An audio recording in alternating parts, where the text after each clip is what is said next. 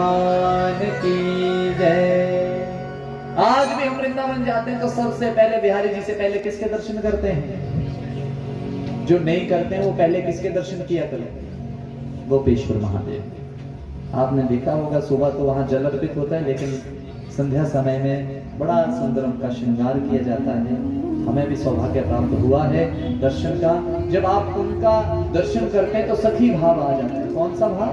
वहां देखना आदमी भी घुंघरू पहन के चले होते हैं। वृंदावन में अगर सखी भाव से जाओगे तो आपकी मनोकामना पूर्ण होगी। मीरा चली गई एक बार संत के दर्शन करने वृंदावन में। संत के दर्शन करने गई तो द्वार पर द्वारपालों ने रोक लिया। बोला औरतें अंदर जाना मना है, बाबा जी औरतों से नहीं मिलते। मीरा जी के मुंह से भी निकल गया। बोला अच्छा। बोला मैं तो यही समझती आई थी कि मर्द तो यहाँ केवल कृष्ण है, बाकी सब तो सखियां हैं। अच्छा ये दूसरा कृष्ण आ गया है। यही बात संत ने सुन ली। बोला इसको अंदर आने दो। बोला कौन हुआ? बोला मैं मीरा। बोला आज तूने मेरा भाव भी पवित्र कर दिया।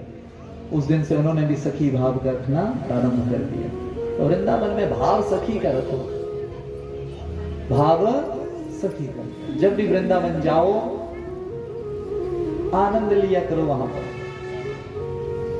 लेकिन हम बोलते हैं कि कमरा भी मिल जावे, रोटी भी बढ़िया मिल जावे, लस्सी पीने वृंदावन ने दी वो भी हो जाए, ओए होए भी हो जाए, सब काम हो जाए, दर्शन हो ना हो, माला जपा करो वहां जाकर, पवित्र स्थान पर पवित्र काम करो, परिक्रमाएं करो। बड़ी परिक्रमा नहीं कर सकते, छोटी सी कर लो। वृंदावन की तो कर ही सकते हैं। बरसाना जाओ, बरसाना की परिक्रमा करो। गोवर्धन की बड़ी परिक्रमा नहीं कर सकते, पैदल नहीं कर सकते, जितनी कर सकते हैं उतनी तो कर लो। और इन स्थानों पर जाकर के कोशिश किया करो कि आप वहां जाकर के अच्छा कर्म करें। ये नहीं वहां जाकर के कूड़ा फैला के आ रहे, वहां भी जाकर के कोई सेवा करके आओ। बिहारी जी के दर्शन करो, आनंद लो। वहां पर आनंद लेने गए होते हैं तो आनंद लिया करो। अभी होलियों का महोत्सव चल रहा है, कई लोग होलियां मनाने जाते हैं, लेकिन हम तो कहते हैं कि भीड़ ज्यादा होती है, जाना हो तो अकेले जाएं, बच्चों को लेकर के ना जाएं, क्योंकि बच्चों के साथ जाएंगे तो महाराज वहां दिक्कत रहेगी। चलो वृंदावन धाम तो महाराज उनका धाम है, साक्षात नारायण का धाम है। उस धाम में जाएं तो वहां पर कुछ करें ना करें, ये आपकी तपस्या ही होगी जो वृंदावन जाते हैं। वृंदावन जाने के लिए भी पता नहीं कितना तप करना पड़ेगा। ये किसी जन्म का हमारा तप ही होगा जो हम वृंदावन जाते हैं। ये किसी जन्म का तप ही होगा जो इस शिवालय में यहाँ बैठे हैं। ये तप ही है हमारा। अच्छा कर्म किया होगा जीवन में हमने, तभी तो शिव के दर्शन हो रहे हैं। ये इतने लोग आ रहे हैं, इन्होंने भी कुछ तप किया होगा तभी तो जल चढ़ाने आ रहे हैं। अन्यथा पूरी इतनी दुनिया है, पूरी दुनिया में कहां सब जा रहे हैं। ये भी कृपा है। बोले शंकर भगवान की जय। सौराष्ट्र सुन लिया आपने महाराज, सोमनाथ, श्री शैल पर्वत पर मल्लिकार्जुन, तमिलनाडु कृष्णा नदी के समीप, उज्जैनी में महाकाल, मध्य प्रदेश। उज्जैनी में महाकाल, कालों के भी काल, मृत्यु भी जिनके पास आने से डरती है, काल भी जिनके पास आने से डरता है, वो क्या है? महाकाल।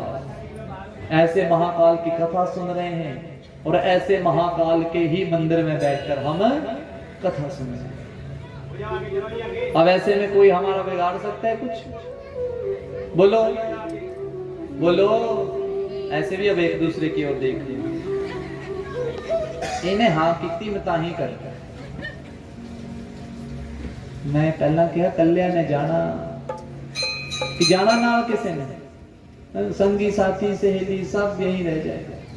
अकेले आए थे और अकेले ही, इसलिए थोड़ा ये सोचा करो कि अपना ही करूं पहले। ठीक है, आपके कुछ धर्म है, उन धर्मों को करो, बड़ी अच्छी बात है, वो करने भी पड़ेंगे आपको। नहीं तो तब भी कल्याण नहीं होगा। अब सुनो महाराज,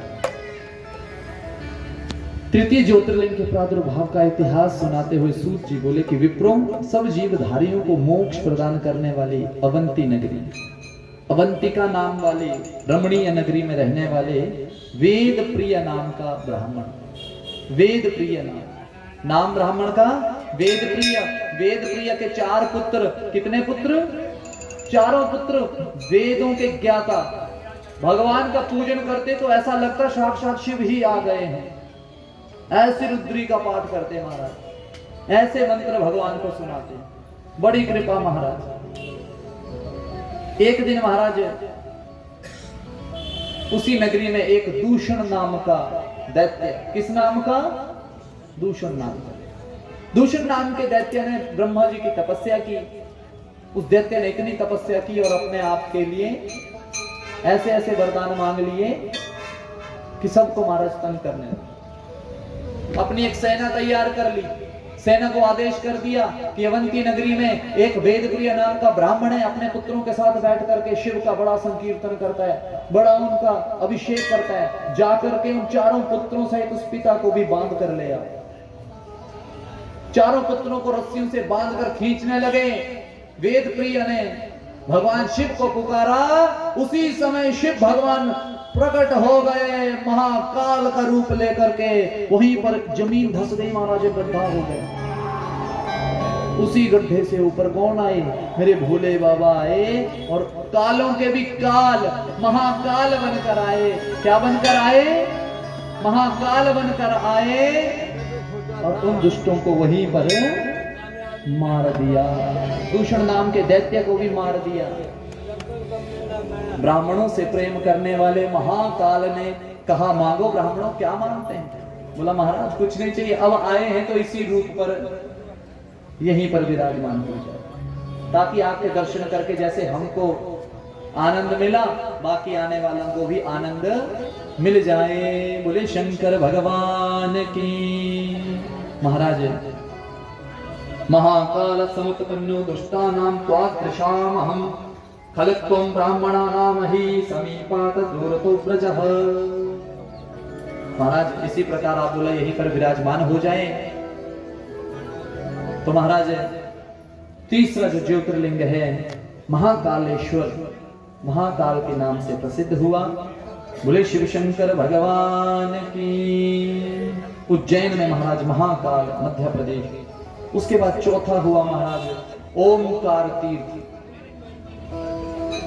ओमकारेश्वर महाराज हुए। महाराज अब ध्यान से सुनिए, बड़ी कृपा। ये हुआ मध्य प्रदेश, मालवा नर्मदा के किनारे। ये चौथा ज्योतिर्लिंग जिसके बारे में अब आप बड़े भाव से सुने। बोले शंकर भगवान की जय। महाराज बड़ी कृपा हुई। बोले शंकर भगवान की जय। ओम नमः शिवाय, ओम नमः शिवाय, हरे हरे भोले। ओम नमः शिवाय, ओम नमः शिवाय, हरे हरे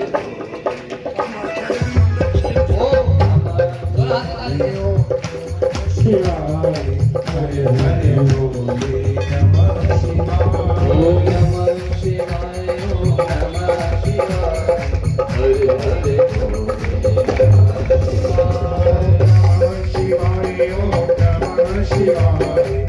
हरे भोले नमः शिवाय।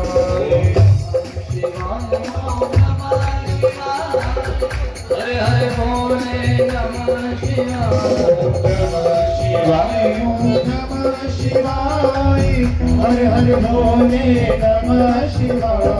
नमः शिवाय, ओम नमः शिवाय, हरे शिवाय, ओम नमः शिवाय, हरे हरे भोले नमः शिवाय। कोई सूचना हमारे पंडित जी को प्रदान करेंगे। एक्टिवा 321 की ये चाबी बीच में लगी छोड़ी है, भाई साहब के पास में जाते समय ले लेना। तो एक तो बने रहो हमारे साथ। पूरी किसी को 321 की एक्टिवा है जी, तो 321 आपको नए ब्लॉग 321 एक्टिवा